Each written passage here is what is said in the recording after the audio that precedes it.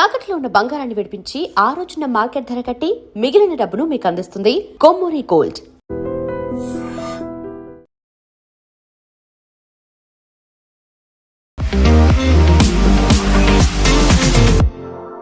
నమస్తే, నేను Kavitha. Welcome to I dream news and నిజాలు. అమెరికా అధ్యక్షుడు డొనాల్డ్ ట్రంప్ ఫోకస్ ఇప్పుడు ఇరాన్ మీద పడింది. ఒక వార్నింగ్ కూడా ఇరాన్కి ఇచ్చాడు. బట్ ఇరాన్ కూడా అదే స్థాయిలో అదే వాయిస్తో అమెరికా ఏ పని చేసినా తాము ఎదుర్కోవడానికి సిద్ధంగా ఉన్నామని అనౌన్స్ చేసింది. బట్ అమెరికాకి ఇరాన్కి మధ్య ఎక్కడ చేరింది, ఏం జరగబోతోంది? మనతో పాటుగా ఉన్నారు సీనియర్ జర్నలిస్ట్ సురేష్ కొచతిల్ గారు. సార్ నమస్తే. నెక్స్ట్ ఇరాన్ టర్నేనా? కరెక్ట్. ఎందుకంటే ఇజ్రాయెల్ వెళ్ళి బాంబు వేశారు. దాని తర్వాత అమెరికన్స్ B-2 బాంబు వచ్చి వాళ్ళ న్యూక్లియర్ ఫెసిలిటీస్ మీద బాంబు వేశారు. డైరెక్ట్ కొట్టలేదు, ఇండైరెక్ట్గా కొట్టారు. ఇక్కడేమో ఇస్లామిక్ థియోక్రసీ అంటే షరియా kind of law. Iran history చూస్తే మీకు ఒక బహుశా 300-200 సంవత్సరాలు, 3200 సంవత్సరాలు ఉంటుంది హిస్టరీ. 3000 to 3500 years హిస్టరీ ఉంది ఇరాన్కి. దాంట్లో 2500 సంవత్సరాలు అక్కడ పరిపాలించింది ఈ పెహల్వీ ఫ్యామిలీ, 2500 years. దాంట్లో last Shah of Iran Pahlavi, Reza పెహల్వీని ఐ థింక్ ఆగస్ట్ 1979 అయితే ఇయర్ ఉంది, ఇయర్ మంత్ గుర్తు ఆగస్ట్ అనుకుంటాను. ఆయన అక్కడి నుంచి తొలగించారు వాళ్ళు కలిసి, ఈ ఖొమేనీ అండ్ గ్యాంగ్. మన తర్వాత మనకు తెలిసింది ఏం జరిగిందో, అమెరికన్ ఎంబసీలో ఉన్న చాలామంది వాళ్ళ ఎంప్లాయీస్ని పట్టుకున్నారు, అక్కడ కిడ్నాప్ చేసి అక్కడే పెట్టుకున్నారు వాళ్ళని. దాని తర్వాత అమెరికాతో బార్గెన్ చేసి జిమ్మీ కార్టర్ అప్పుడు ప్రెసిడెంట్గా ఉన్నప్పుడు పంపించారు. పెద్ద స్టోరీ ఒకటి అది. ఒకటి వీళ్ళు స్పెషల్ ఫోర్సెస్తో ట్రై చేశారు, వాళ్ళు చాలామంది చనిపోయారు స్పెషల్ ఫోర్సెస్ వాళ్ళు. అమెరికాకి షా ఆఫ్ ఇరాన్ అంటే పెహల్వీ ఫ్యామిలీకి చాలా క్లోజ్ కనెక్షన్ ఉంది, చాలా సంవత్సరాలు, చాలా వందలాది సంవత్సరాల నుంచి. దీంట్లో ఒక చిన్న ప్రాబ్లం ఎక్కడ వచ్చిందంటే, సెకండ్ వరల్డ్ వార్ నడుస్తున్నప్పుడు షా ఆఫ్ ఇరాన్ వాళ్ళ ఫాదర్ పెహల్వీ, ఆయన హిట్లర్తో చాలా ఒక హిట్లర్ ఫేవరెట్ ఉండే. ఆయన హిట్లర్ చేస్తున్నంత కరెక్ట్ చేస్తున్నారు అది ఇది అని చెప్పి చాలా మటుకు పబ్లిక్ స్టేట్మెంట్స్ ఇష్యూ చేశారు. హిట్లర్ కావాలంటే నేను కూడా సహాయం చేస్తాను అదే. సో ఆ వార్ ఎండింగ్ వచ్చేదాకా అలైడ్ ఫోర్సెస్ అంటే, ఎప్పుడు అలైడ్ ఫోర్సెస్ అంటే అప్పుడు US, UK వీళ్ళందరూ, వీళ్ళ ఫ్రాన్స్ కూడా కలిసి వీళ్ళ రష్యా వైపు అటాక్ చేసినప్పుడు, రష్యా మీద దాడి చేసినప్పుడు జర్మనీ ఆయుధాలు పంపించాల్సి వస్తుంది, మొత్తం తిరిగి వెళ్ళలేరు. సో వాళ్ళు ఏం చేస్తుంటే ఇరాన్ నుంచి రూట్ చేశారు ఈ ఆయుధాలన్నీ, చాలా హెవీ ట్యాంక్స్ అది ఇదన్నీ. ఈయనకు అది నచ్చలేదు మన పెహల్వీ గారికి, ఆయన దాన్ని కూడా వ్యతిరేకించారు. సో వీళ్ళు దాని తర్వాత వార్ ఎండ్ అయింది, రష్యాలో ఓడిపోయారు జర్మన్స్. దాని తర్వాత కంప్లీట్గా ఓడిపోయారు వాళ్ళు. ఆ యుద్ధం కాగానే ఈ సీనియర్ పెహల్వీ గారిని రిజైన్ చేయించారు అమెరికా అండ్ UK కలిసి, అలైడ్ ఫోర్సెస్. ఆయన్ని పంపించేసారు కంట్రీ నుంచి, బయటకు పంపించారు. ఈజిప్ట్ ఎక్కడ వెళ్ళారు ఆయన, గుర్తులేదు నాకు ఎక్కడికి వెళ్ళారు. ఆ టైంలో ఆయన 16 సంవత్సరాల ఏజ్ ఉన్న కొడుకు, the last Shah of Iran Reza Pahlavi junior, ఆయన్ని రాజాగా అంటే అక్కడున్న కింగ్గా అంగీకరించారు. పెద్ద సెరమనీ ఉండే. ఆయనకి అంత ఎక్స్పీరియన్స్ లేకుండే ఆ టైంలో రూలింగ్, ఎందుకంటే కానీ వాళ్ళ నాన్నగారు చాలా స్ట్రిక్ట్ ఉన్నారు. ఇక్కడ దాకా ఎట్లా అంటే పెళ్లి కూడా ఎవరితో చేయాలని చెప్పి కూడా ఆయన డిసైడ్ చేసేటోడు, అంత ఇది ఉండే ఆయనకి. ఎవరు ఫ్రెండ్స్ ఎవరిని ఉంచుకోవాలి, ఏ ఫ్రెండ్స్తో మాట్లాడాలి, ఎవరితో మాట్లాడకూడదు కూడా సీనియర్ పెహల్వీ డిసైడ్ చేసేటోడు. చిన్నప్పుడే ఇన్ని ఒక స్విట్జర్లాండ్లో ఒక ఇంగ్లీష్ పబ్లిక్ స్కూల్కి పంపించారు, ఎలీట్ పబ్లిక్ స్కూల్, ఇంగ్లీష్ నేర్చుకోవాలని చెప్పి. దీనికి అన్ని అప్బ్రింగింగ్ ఉంది అట్లాంటిది, ఒక రాజు కావడానికి ఉన్న అన్ని అప్బ్రింగింగ్ ఉంది. దాని తర్వాత పెళ్ళి ఈజిప్ట్లో ఉన్న ఒక రాయల్ ఫ్యామిలీతో చేశారు, అక్కడ కూడా రాయల్ ఫ్యామిలీ ఉంది, వాళ్ళతో ఒప్పందం చేసి పెళ్లి చేశారు. It is an arrange marriage. కానీ షా ఆఫ్ ఇరాన్ది అన్నిటికంటే పెద్ద అడ్వాంటేజ్ ఏముందంటే, ఆయన ఒక మోడర్న్ థింకింగ్ ఉండే. ఒకటి ఆయన ఎడ్యుకేషన్ స్విట్జర్లాండ్లో జరిగింది, దాని తర్వాత US కూడా ఆయన చాలా తిరిగారు. సో ఆయనకి ఏంటంటే ఇరాన్ని ఒక మోడర్న్ స్టేట్గా మార్చాలని ఉండే. వాళ్ళ ఫాదర్ అంతా ఫార్వర్డ్ లుకింగ్ లేకుండే, కానీ పేస్ చేసేటి స్పీడ్ ఉంటుంది చూడండి, అది చాలా ఏం చెప్తారు, it went to real high speed. ఆయన అంత స్పీడ్గా అక్కడున్న ప్రజలు బహుశా అంగీకరించలేదు. ఇప్పుడు జరుగుతున్న అదే ప్రాబ్లం అప్పుడు కూడా వచ్చింది, కరెన్సీ ప్రాబ్లం. అప్పుడు ఆయిల్ అంత లేకుండే, ఇరాన్లో ఉండే ఆయిల్ కానీ వాళ్ళకి తీయడానికి రాదు, టెక్నాలజీ లేకుండే. అదే టైంలో బాజారీస్ అంటారు వీళ్ళ దగ్గర, మన బాజార్లో ఉన్న ట్రేడర్స్ని అక్కడున్న లాంగ్వేజ్లో బాజారీస్ అంటారు. ఓకే. వాళ్ళు అప్పుడు ప్రొటెస్ట్ చేసినప్పుడు కూడా, ఇప్పుడు కూడా వాళ్ళే మొదలుపెట్టారు ప్రొటెస్ట్. మా సరుకులు ఎవరు కొనట్లేదు, ఇన్ఫ్లేషన్ చాలా ఎక్కువ ఉంది అని చెప్పి చాలా పెద్ద ఒక ప్రాబ్లం జరిగింది అంత. ఈ పరిస్థితుల్లోనే ఇప్పుడు ఇరాన్లో ఏం జరగబోతుంది అనేది చాలా ఇంట్రెస్టింగ్ ఉంది. ఎందుకంటే ఈ హిస్టరీ రిపీటింగ్ ఇట్ సెల్ఫ్ అంటారు. ఈ స్టోరీలో అయతొల్లా ఖొమేనీ వచ్చారు ఒక ఐ థింక్ 15 సంవత్సరాల తర్వాత, ఈయన టేక్ ఓవర్ చేసుకుని 15 సంవత్సరాల తర్వాత ఖొమేనీ అనే ఒక లీడర్, చాలా చిన్న రిలీజియస్ లీడర్. ఆయన తెహరాన్ నుంచి ఒక 300 కిలోమీటర్లు నాకు టౌన్లో పుట్టారు. వాళ్ళ ఫాదర్ ఈయన 5 సంవత్సరాలు ఉన్నప్పుడు చంపేశారు ఎవరో, ఖొమేనీ వాళ్ళ ఫాదర్ని. ఆ తప్పు ఈయన ఎప్పుడు జీవితంలో ఆఖరి దాకా షా ఆఫ్ ఇరాన్ మీద వేశారు, ఈయనే చేపించారని చెప్పేసి. ఆ కోపం ఉండే ఖొమేనీకి.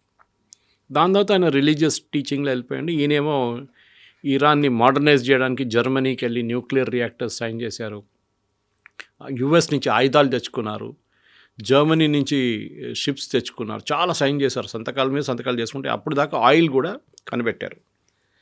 ఆయిల్లో యుఎస్ కంపెనీస్, ఇప్పుడు వెనిజువేలా స్టోరీ ప్యారలల్ ఎక్కడ వస్తుంది మీకు, అక్కడ కూడా యుఎస్ కంపెనీస్ వచ్చి పెట్టుబడి పెట్టి ఆయిల్ బయటికి తీశారు. దాంట్లో రాయల్టీ ఇరాన్కి ఇచ్చారు. Over night Iran started becoming rich అనమాట.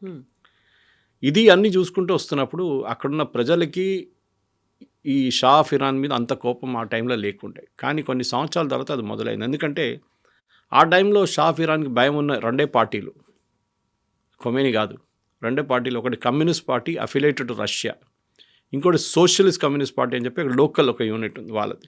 వీళ్ళిద్దరు ఎక్కువ గొడవ చేస్తుంటే, మాకు డెమోక్రసీ కావాలి, మాకు మొనార్కీ వద్దు, అది ఇది అని చెప్పి ప్రొటెస్ట్ డెమాన్స్ట్రేషన్ అన్నీ నడుస్తుంది.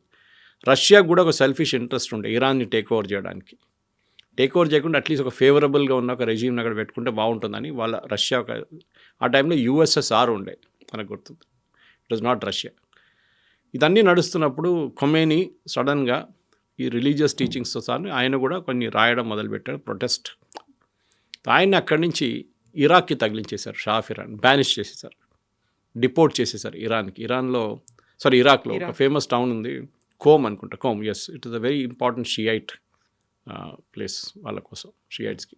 అక్కడ అక్కడ ఆయన వెళ్ళి మళ్ళీ ఇదే రిలీజియస్ టీచింగ్స్ మొదలుపెట్టారు. ఆయనకు ఒక 20-30 స్టూడెంట్స్ ఉండే, వాళ్ళని డైలీ అడ్రస్ చేయడము. ఆయన ఇంటికి వెళ్తాడు, మస్జిద్కి వస్తారు, మళ్ళీ మద్రసాకి వెళ్తారు, మళ్ళీ రిటర్న్. ఆయన లైఫ్ ఒక స్టాండర్డ్ అయిపోయింది అనమాట. కొన్ని సంవత్సరాల తర్వాత ఇరాన్లో మళ్ళీ గొడవలన్నీ మొదలైనాయి షా ఆఫ్ ఇరాన్ వ్యతిరేకంగా. అక్కడున్న ప్రజలు మేము తట్టుకోలేకపోతున్నాం, చాలా రేట్లన్నీ ఎక్కువైనాయి, అది ఇది అని చెప్పి గొడవ చేయడం మొదలుపెట్టారు. This is somewhere around I think 65-70 నుంచి మొదలైంది ఈ ప్రాబ్లం. దాని తర్వాత రెగ్యులర్గా ప్రొటెస్ట్ డెమాన్స్ట్రేషన్స్ అది ఇది మొదలైనప్పుడు అక్కడున్న ఆర్మీ కాల్పులు జరిపారు, చాలామంది చనిపోయారు. దాంట్లో రెగ్యులర్గా నడుస్తుండే. And mostly they were all communist చేసిందంతా, కమ్యూనిస్ట్ వాళ్ళ మీద ఫైరింగ్ చేశారు. ఒకటో రెండోసారి రిలీజియస్ వాళ్ళ మీద కూడా ఫైరింగ్ జరిగింది.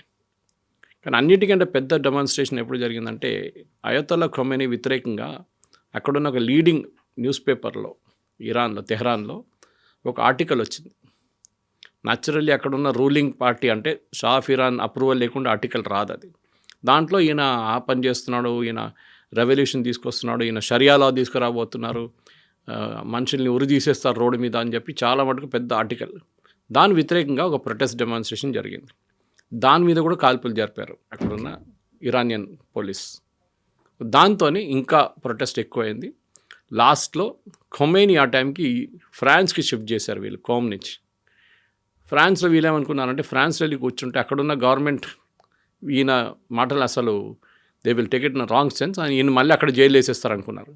కానీ అట్లాంటి చాలా ఏం చెప్తారు రాడికల్గా మాట్లాడుకుంటే ఖొమేనీ, ఇస్లామిక్ లా, షరియా లా, చేతులు కోసేయాలి, దొంగతనం చేసి అట్లాంటిది. So these people thought Iranian అనుకున్నారు ఆయన జైలు వేసేస్తారు ఫ్రాన్స్లో. కానీ అది కాలేదు, ఉల్టా అయింది. ఆయన సపోర్టర్స్ ఎక్కడెక్కడ ఉన్నారు లోకంలో అందరూ ఫ్రాన్స్కి వచ్చేసారు. అండ్ ఫ్రాన్స్లో it was a very small town, నా పేరు మర్చిపోయాను నేను, ఒక షాలేలో ఉండే అక్కడ వచ్చి అక్కడ మళ్ళీ పెద్ద ఒక ఇన్స్టిట్యూషన్గా మారిపోయింది ఖొమేనీ వాళ్ళ రిలీజియస్ టీచింగ్.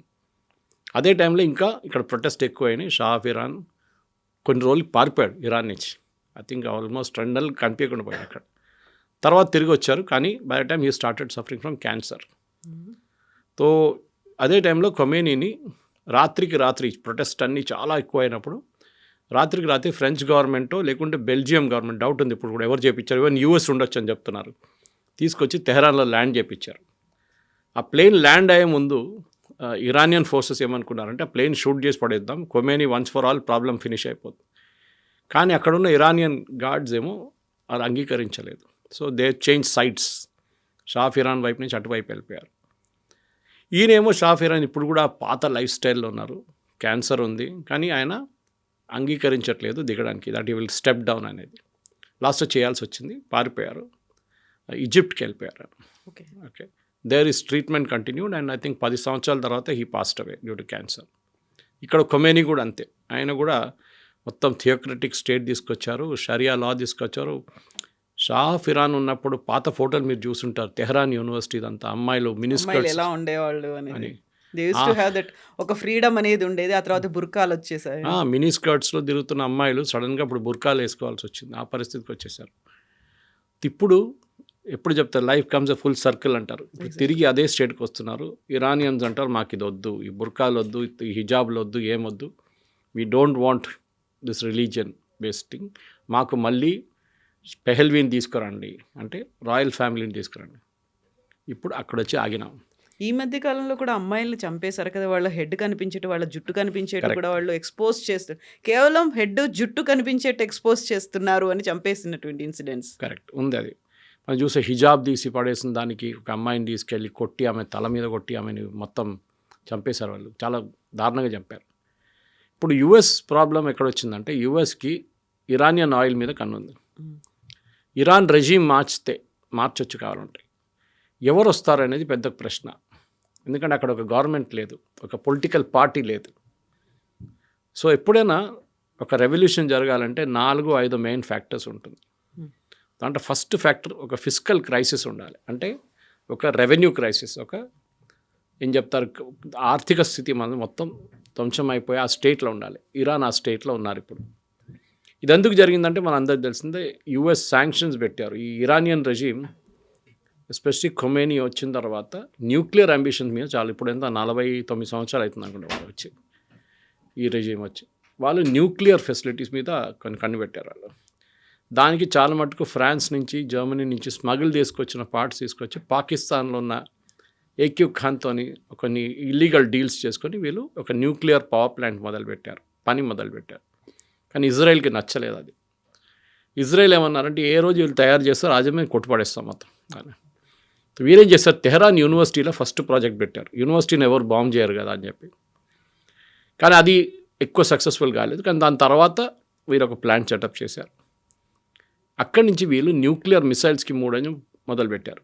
సెంట్రిఫ్యూగ్స్ తీసుకురావడంలో డౌట్ వచ్చింది అమెరికాకి, ఫ్రాన్స్కి. వీళ్ళు ఏదో ఎక్కడి నుంచో స్మగుల్ తీసుకొస్తున్నారని చెప్పి దాని తర్వాత వీళ్ళ మీద శాంక్షన్స్ పెట్టారు యుఎస్. ఆ శాంక్షన్స్లోనే యుఎస్ వీళ్ళు ఆయిల్ బయట అమ్మలేకపోతున్నారు ఆ రోజు నుంచి.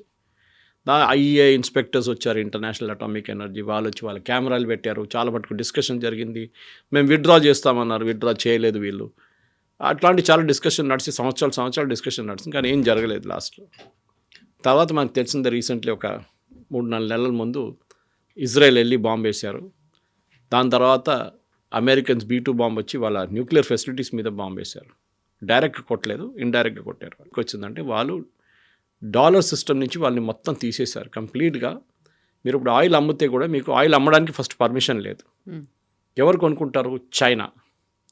చైనా వాళ్ళ 90% ఇరానియన్ ఆయిల్ చైనా కొనుక్కుంటున్నారు. ఈ 90% కొనుక్కున్నప్పుడు ఏం చేశారు, ఫస్ట్ ఇరాన్ ఆ టైంలో ప్రైసులు ఎక్కువ ఉండే, I think $80 or $90 per barrel నడుస్తుంది. వీళ్ళు ప్రీమియంలు అమ్మారు. కావాలంటే తీసుకోండి, మేము మీకు $70 ఇస్తాం, $80 ఇస్తాం చెప్పి ప్రీమియంలు అమ్మారు. యాక్చువల్లీ $40 ఉండే ప్రైస్, డిస్కవరీ ప్రైస్ అంటారు దాన్ని. అంటే మీరు దాన్ని తవ్వి తీసి బయటకు తీయడానికి కాస్ట్ అన్నమాట.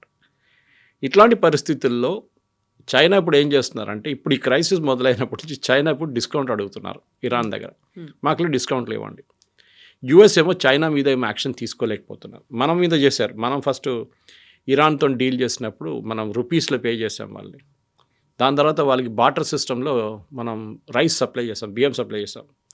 వాళ్ళకి అది తక్కువ పడితే అది కూడా ఇచ్చాం మన ఇక్కడ. ఇప్పుడు అక్కడ పరిస్థితి ఏంటంటే వాళ్ళ దగ్గర వాళ్ళ మొత్తం ఇరానియన్ కరెన్సీ వర్త్లెస్ అయిపోయింది. రియాల్ మీకు ఒక బ్రెడ్ కొనాలంటే మీరు ఒక చిన్న బండి తీసుకెళ్లాల్సింది, అంత కరెన్సీ నోట్ తీసుకెళ్తే ఒక చిన్న బ్రెడ్ వస్తుంది మీకు. ఆ దారుణ పరిస్థితికి వచ్చేసారు వాళ్ళు. సెకండ్, నీళ్ళు లేదు వాళ్ళ వాటర్ క్రైసిస్కి, ఎందుకంటే వాళ్ళకి ప్యూరిఫికేషన్ చేయలేకపోతున్నారు, వాళ్ళ ప్లాంట్స్ పనిచేయట్లేదు, పాత ఎక్విప్మెంట్ అన్నీ బ్రేక్ డౌన్ అవుతుంది, నీళ్లు దొరకట్లేదు వాళ్ళకి.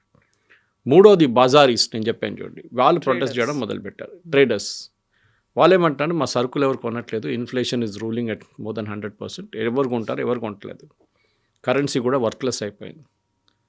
ఈ ప్రొటెస్ట్ వీళ్ళందరూ కలిసి చేసినప్పుడు ఇప్పుడు స్టూడెంట్స్ కూడా దిగారు దాంట్లో చాలా మటుకు.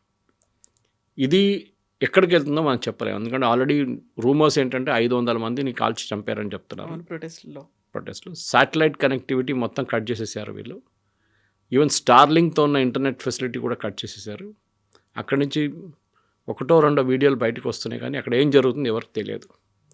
ఇప్పుడు అమెరికా అదే టైంలో ఏమంటున్నారు, లాక్డ్ అండ్ రెడీ, మేము ఇంకా మీరు ఫైర్ చేస్తే మీ ప్రజల మీద మేము మీద చర్యలు తీసుకుంటాం మేము. కానీ చెప్పడానికి చాలా ఈజీ, ఎవరి మీద చర్యలు తీసుకుంటారు. అక్కడ అన్నిటికంటే పవర్ఫుల్ ఉన్నది ఇరానియన్ గార్డ్ ఒకటి ఉంది వాళ్ళది, రెవల్యూషనరీ గార్డ్స్ అంటారు వాళ్ళని, ఐఆర్సి.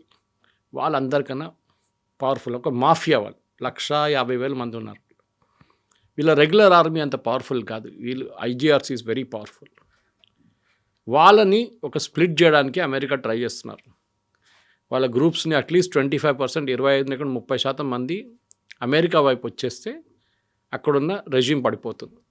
2-3 రోజులు పడిపోతున్నారు. కానీ చేస్తారో లేదో మనం చూడాల్సి, ఎందుకంటే దాంట్లో చాలామంది పాత ఖొమేనీ సిస్టమ్ నుంచి వచ్చిన వాళ్ళు, కొత్త ఖమేనీ సిస్టంలో కూడా పనిచేస్తున్నారు వాళ్ళు. వాళ్ళకి అక్కడున్న ఏ చట్టాలు వాళ్ళకి ఇట్స్ నాట్ అప్లికబుల్ వాళ్ళ మీద. వాళ్ళు ఏం కావాలంటే చేసుకుంటారు, ఒక మాఫియా లాగా. వాళ్ళని ఇప్పుడు స్ప్లిట్ చేయడానికి ట్రై చేస్తున్నారు. వాళ్ళని దొరికితే వాళ్ళ గ్రూప్లో ఒక 10-15-20% మంది ఇటువైపు వచ్చేస్తే 2 రోజులు ఇరానియన్ గవర్నమెంట్ పడిపోతుంది. ఇది ఇప్పుడున్న పరిస్థితి. ఇదే కండిషన్లో ఒక ట్రేడ్ డీల్ ఎవరైతే కుదుర్చుకుంటారో వాళ్ళ మీద 25% టారిఫ్ అనేది పెట్టింది. బట్ అదే ఇరాన్ రష్యాకు కూడా కావలసినటువంటి ఆయుధాలని సరఫరా చేస్తుంది. ఆల్మోస్ట్ 20,000 crores ఆయుధాలని పంపించింది అనేది. రష్యా ఎందుకు డేర్ చేసింది, ఇరాన్ ఎందుకో భయపడట్లేదు అసలు? ఇరాన్ ఏం చేశారంటే, ఇప్పుడు కాదు, కొన్ని 10-15 సంవత్సరాల ముందు వాళ్ళు మిసైల్స్ తయారు చేయడంలో మొదలుపెట్టారు. కొంచెం టెక్నాలజీ వాళ్ళు పాకిస్తాన్ వైపు నుంచి తెచ్చుకున్నారు, చాలా మటుకు టెక్నాలజీ నార్త్ కొరియా దగ్గర నుంచి తెచ్చుకున్నారు. అప్పుడు నార్త్ కొరియా దగ్గర ఇప్పుడు కూడా మిసైల్ టెక్నాలజీ ఉంది వాళ్ళ దగ్గర. అది కాకుండా లోకల్గా కూడా వాళ్ళు డెవలప్ చేయడం మొదలుపెట్టారు. మీకు పేరు గుర్తుంటుంది దీంట్లో, సులేమానీ అని చెప్పి. He was one of the chief of Iran's project. ఆయన ఒకరోజు అమెరికా వాళ్ళు చంపేశారు. రోడ్ మీద కాన్వాయ్లు వెళ్తున్నప్పుడు కరెక్ట్ ఆయన కార్ మీద కొట్టారు, ఆయన చనిపోయారు.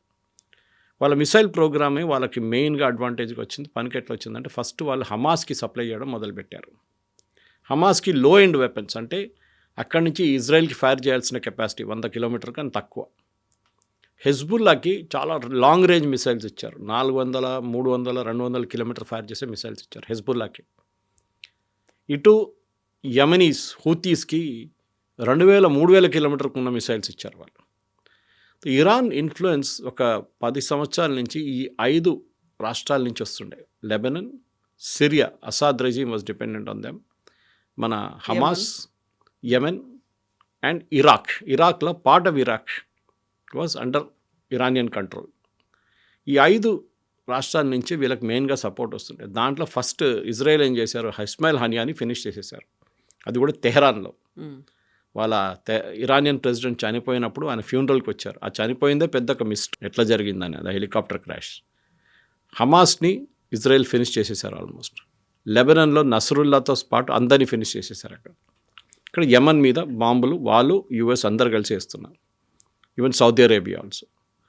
ఇట్లాంటి పరిస్థితుల్లో ఇరాన్ ఐసోలేట్ అయిపోయారు, ఎవరు లేరు వాళ్ళకి ఇప్పుడు సపోర్ట్. లేకుంటే వాళ్ళు ఏం చేస్తుంటే, వాళ్ళ మీద దాడి జరిగినప్పుడు వీళ్ళతో దాడి చేపిస్తుండే. Death to America, death to Israel అని చెప్పి వీళ్ళది ఒక స్లోగన్ ఉండే. ఇప్పుడు వాళ్ళేమంటున్నారు అక్కడున్న ప్రజలు, ఇప్పుడు లేటెస్ట్ స్లోగన్స్ వింటే, forget Gaza, forget Lebanon, take care of us, అంటే మమ్మల్ని కాపాడండి, గాజాని మర్చిపోండి, లెబనన్ని మర్చిపోండి. ఆ పరిస్థితికి వచ్చేసారు అక్కడ. ప్రజలు రోడ్డు మీద ఎందుకు వస్తున్నారంటే, వాళ్ళ జీవితం అసలు ఎక్కడ లేనట్లు అయిపోయింది వాళ్ళది. ఇప్పుడు ఎప్పుడైనా ఒక రెజ్యూమ్ నడిపించాలంటే మీకు ఒక ఇన్స్పిరేషనల్ ఫిగర్ కావాలి. అది బహుశా ఈ షా ఆఫ్ ఇరాన్ కొడుకు. ఇప్పుడు నేను చెప్పాను చూడండి, 50 సంవత్సరాల నుంచి యూఎస్లో ఉన్నారు. ఆయన పాసిబిలిటీ తీసుకొస్తారు. కానీ కంట్రీ ఎవరు నడిపిస్తారు, రాష్ట్రం ఎవరు నడిపిస్తారు, ఇది పెద్ద ఇష్యూ. దీనికే ఇప్పుడు వాళ్ళు యుఎస్ కొంచెం మంథన్ నడుస్తుంది అక్కడ. వీళ్ళది ఎవరిని తీసుకొస్తే బాగుంటుంది, ఎందుకంటే కంట్రీ నడిపించడం కేపబుల్గా ఉన్న మనుషులందరూ ఇరాన్ బయట ఉన్నారు. డయాస్పోర్ అంటాం మనం. They are all outside Iran, పారిపోయారు. అది ఏదైనా ఏ డిక్టేటర్షిప్ వచ్చినా కానీ వీళ్ళందరూ పారిపోతారు. ఎడ్యుకేటెడ్ వాళ్ళు, కొంచెం కేపబిలిటీ ఉన్న వాళ్ళు, వాళ్ళ సీనియర్ సైంటిస్టులు, వీళ్ళందరూ పారిపోతారు. వాళ్ళు యూరోప్లో, యూఎస్లో చాలా చోట్ల ఉన్నారు. వాళ్ళని తీసుకొచ్చేదానికి ప్రయత్నం చేస్తున్నారు. ఇప్పుడు అంత ఈజీ కాదు. సో అక్కడ గవర్నమెంట్ పడిపోతే, ఇప్పుడు ఇదే ప్రాబ్లం యూఎస్ ఫేస్ చేశారు. ఇప్పుడు సిరియాలో అసాద్ అక్కడ నుంచి పారిపోయిన తర్వాత అక్కడ ఒక సివిల్ వార్ మొదలైంది. వాళ్ళు వీళ్ళు కొట్టుకున్నారు. ఇదే పరిస్థితి ఇరాక్లో చూసాం. ఇరాక్లో సద్దాం హుసేన్ పోగానే ఆయన చంపేసిన తర్వాత మొదలైంది. ఒక గ్రూప్తో కొట్టుకున్నారు. మూడవది మనం చూసాం, ఇది జరిగింది సిరియా, లెబనాన్లో. అదే ప్రాబ్లం లెబనాన్లో జరిగింది. అక్కడ మిలిషియాస్ మళ్ళీ కొట్టుకోవడం మొదలుపెట్టారు. హమాస్ వైపు కూడా యాంటీ హమాస్ ఫోర్సెస్ కూడా లాస్ట్ స్టేజ్లో వాళ్ళు కూడా వచ్చారు. ఇప్పుడు సో ఎక్కడ వెళ్తే కానీ వీళ్ళు ఎక్కడ వెళ్ళారో అక్కడ అన్ని గొడవ జరిగింది. ఈవెన్ యెమెన్లో కూడా. ఇప్పుడు ఏం చేయలేకపోతున్నారు ఇరాన్, వాళ్ళు కంప్లీట్లీ పవర్లెస్. ఇప్పుడు ఈ పరిస్థితుల్లో ఇప్పుడున్న దాని ప్రకారం ఇంకొక 10 రోజులు ఈ ప్రొటెస్ట్ నడిస్తే డెఫినెట్గా అక్కడ ఉన్న గవర్నమెంట్ పడిపోతుంది. కానీ ఎప్పుడైనా గవర్నమెంట్ని పడేయాలంటే ఒక ఇంటర్నేషనల్ సపోర్ట్ కావాల్సి వస్తుంది. ఇప్పుడు దాకా సపోర్ట్ వస్తుంది only from US. European union, NATO మాట్లాడలేదు. వాళ్ళు కూడా చెప్పాల్సింది ఏదైనా. ఎందుకంటే రేపు ఒక స్టెబిలైజేషన్ ఫోర్స్ని పంపించాలంటే, మీరు ఒక ఆర్మీ, యుఎన్ లాగా పీస్ కీపింగ్ ఫోర్స్ని పంపించాలంటే మీకు ఒక యాక్సెప్టబిలిటీ కావాల్సి వస్తుంది యునైటెడ్ నేషన్స్లో కూడా. ఎందుకు యూరోపియన్ యూనియన్ మాట్లాడలేదు, ఎందుకు నేటో మాట్లాడలేదు, ఎందుకు యుఎస్ ఒక్కరే మాట్లాడుతున్నారు, అదొక క్వశ్చన్ వచ్చింది. డెఫినెట్గా నెక్స్ట్ 15 days 20 daysలో చాలా క్రూషియల్గా ఉండిపోతుంది ఇరాన్ పరిస్థితి. అక్కడ ప్రతిరోజు సిచ్యువేషన్ మారుతుంది. అక్కడ ఏం జరుగుతుందో మనకు తెలియదు. దీనికి ముందు చెప్పినట్టు ఇంటర్నెట్ మొత్తం కట్ ఆఫ్ చేసేసారు. కానీ ఇంటర్నేషనల్ యాక్సెప్టెన్స్, ఒక మల్టీనేషనల్ ఫోర్స్ రావాలంటే యుఎస్ కాదు, అన్ని రెజ్యూమ్స్ కూడా యాక్సెప్ట్ చేయాల్సి వస్తుంది. రెండవది, వెనిజువేలా లాగానే వాళ్ళ ఆయిల్ ఇండస్ట్రీని రివైవ్ చేయాలంటే చాలా డబ్బులు ఖర్చు పెట్టాల్సి వస్తుంది. అది ఎవరు చేస్తారు? వెనిజువేలా కేసులో కూడా మనం చూసాం. ప్రెసిడెంట్ ట్రంప్ అన్నారు, I'm the president of Venezuela, నేను ఆయిల్ కంపెనీస్ పిలుస్తున్నాను, యుఎస్ కంపెనీ. వాళ్ళు వచ్చి రేపటి నుంచి తవ్వడం మొదలు పెడతారు, కొత్త టెక్నాలజీ పెడతారు. వాళ్ళు ఇప్పుడు అందరు వైట్ హౌస్కి వచ్చి మాత్రం కాదని చెప్పేశారు. మేమంతా పెట్టుబడి పెట్టలేము, మేము 20 బిలియన్ పెట్టుబడి పెడితే షెవ్రాన్ లాంటి కంపెనీ, మాకు ఏం గ్యారంటీ ఉంది రేపు మీరు వెళ్ళిపోయిన తర్వాత పాలసీ మారిపోతుందో లేదో అని. కొత్త యుఎస్ ప్రెసిడెంట్ రాగానే పాలసీ మార్చేస్తాం, అప్పుడు మేము పెట్టిన పెట్టుబడి అంతా పోతుంది కంప్లీట్గా. ఇదే ప్రాబ్లం ఇరాన్లో కూడా ఉంది. ఇంత గొడవ చేసిన తర్వాత, కొత్తగా రెజీమ్ తీసుకొచ్చి పెట్టిన తర్వాత, రేపు అక్కడ మళ్ళీ గొడవ అయితే ఈ అమెరికన్, బ్రిటిష్ ఆయిల్ కంపెనీస్ ఏం చేస్తారు? వాళ్ళు పెట్టిన డబ్బులు ఎక్కడ పోతుంది తెలియదు. They want a reassurance.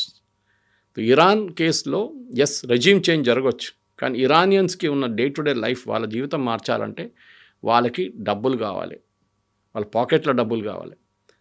ఇప్పుడు దాకా ఉన్న ఇరానియన్ ప్రెసిడెంట్ ఒకరు చాలా బాగా మాట్లాడారు. ఆయన చెప్పారు చూడండి, ఎస్ అగ్రీ, ఒక క్రైసిస్ ఉంది, మన కరెన్సీ ఈజ్ వర్త్లెస్, ఆ పేపర్ ప్రింట్ చేసే పేపర్ విలువ కూడా లేదు దానికని.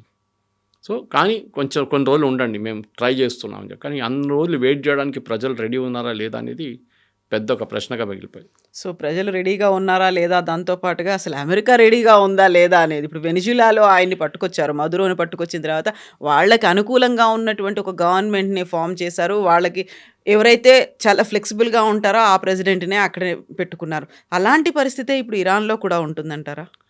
ఇరాన్లో, అరబ్ వరల్డ్లో ఇరాన్కి ఎక్కువ సపోర్ట్ లేదు. ఎప్పుడు వాళ్ళకు అవుట్ క్యాస్ట్ రెజీమ్ ఉండే. ఒకటి షియా సున్నీ ప్రాబ్లం. ఇరానియన్స్ అందరు షియా. ఈవెన్ విత్ ఇన్ ఇరాన్ 50% మంది పర్షియన్స్ ఉన్నారు.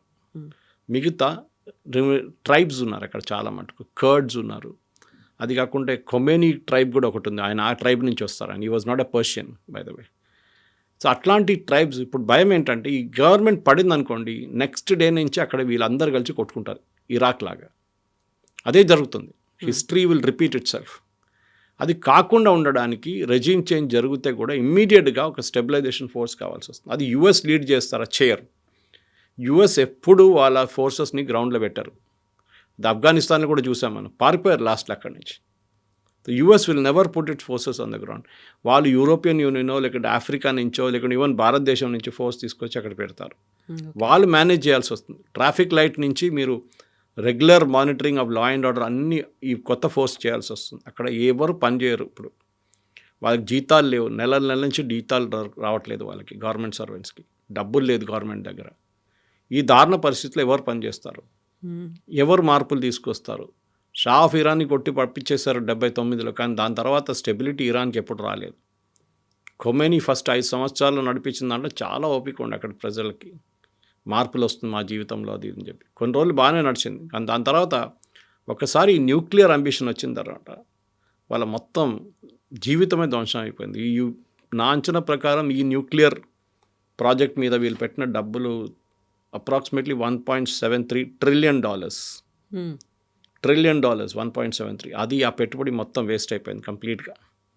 ఇంకోటి ఏంటంటే ఆ న్యూక్లియర్ ఫెసిలిటీ మీద కూడా దాడులు చాలా జరిగింది, మనం చెప్పాను చూడండి దీనికన్నా ముందు. అది కాకుండా ఇజ్రాయెల్ వాళ్ళు వీళ్ళ మొత్తం సీడీలు ఎత్తుకెళ్ళిపోయారు ఒక మొసాడ్ ఆపరేషన్లో. అంటే వీళ్ళు ఆ టైంలో సీడీ మీద ప్రోగ్రామ్ రాస్తుండే, ఆ ప్రోగ్రామ్తోనే న్యూక్లియర్ ప్లాంట్స్ అంతా నడుస్తుండే. ఆ సీడీలు అన్నీ పట్టుకెళ్ళిపోయారు ఇజ్రాయెల్ వాళ్ళు ఒకటి వచ్చి మొసాడ్ ఆపరేషన్లో. ఇటువైపు వీళ్ళకి కావాల్సిన యురేనియం వీళ్ళకి దొరకట్లేదు ఇప్పుడు. ఆ దానిల మీద కూడా వీళ్ళు కంప్లీట్గా బ్యాన్ పెట్టేశారు యూఎస్తో. రీసైకిల్ చేస్తున్నారు. ఆ ప్యూరిటీ అచీవ్ చేస్తే ఒకసారి 80% కన్నా ఎక్కువ ప్యూరిటీ అచీవ్ చేస్తే then they will go into weapons grade uranium. ఇప్పుడు ఉన్నది సివిలియన్ యూస్ అంటే న్యూక్లియర్ ప్లాంట్ కోసం, దానికి అంత ప్యూరిటీ ఎక్కర్లేదు. కానీ ఒకసారి మీరు 80% ప్యూరిటీ అచీవ్ చేస్తే uranium, then you are ready for nuclear production. అది Israel and even US and NATO కూడా వాళ్ళు ఎప్పుడు ఒక కొత్త ఇస్లామిక్ రెజీమ్ దగ్గర బాంబు వాళ్ళు అనుమతించారు. Pakistan is a test case. Pakistan nuclear assets ఇప్పుడు కూడా యుఎస్ చేతిలో ఉంది. వాళ్ళు దాన్ని కాపాడుకుంటున్నారు, ఎందుకంటే ఏ రోజు తాలిబాన్ వచ్చి తీసుకెళ్తారో వాళ్ళకి తెలియదు. ఇరాన్ కూడా వాళ్ళకి భయం ఉండే, ఇటువైపు నుంచి ఇరాన్ వచ్చి తీసుకెళ్ళిపోతారని చెప్పేసి. దానికోసం అమెరికా గార్డ్ చేస్తున్నారు. దానికోసం మన ఆపరేషన్ సింధూర్లో బాంబు వేసినప్పుడు కైరానా హిల్స్లో ఫస్ట్ రియాక్ట్ అయింది అప్పుడే వాళ్ళు. పాకిస్తాన్ ఇమ్మీడియట్గా యుఎస్ ఫోన్ చేసి సీజ్ ఫైర్ టాక్స్ ప్రపోజ్ చేశారు, ఎందుకంటే అక్కడ యుఎస్ ఫోర్సెస్ ఉన్నారు అక్కడ. So they know the happenings on the ground అన్నమాట. ఇరాన్లో ఉన్న ఈ పరిస్థితుల్లో ఇప్పుడు ఉన్న ఒక అనాలిసిస్ ప్రకారం నెక్స్ట్ 10 రోజుల్లో చాలా క్రూషియల్గా ఉండిపోతుంది. ఈ ఖొమేనీతో చేసిన మార్పులు మళ్ళీ అదే రీవైండ్ అయ్యి 49 సంవత్సరాలు 79లో జరిగింది అది. అంటే ఆల్మోస్ట్ ఒక 45-46 ఇయర్స్ తర్వాత మళ్ళీ అదే సిచ్యువేషన్ తిరిగి వస్తుందో లేదో అని మనం చూడాల్సింది. Yes sir, thank you so much. Thank you very much. Thank you.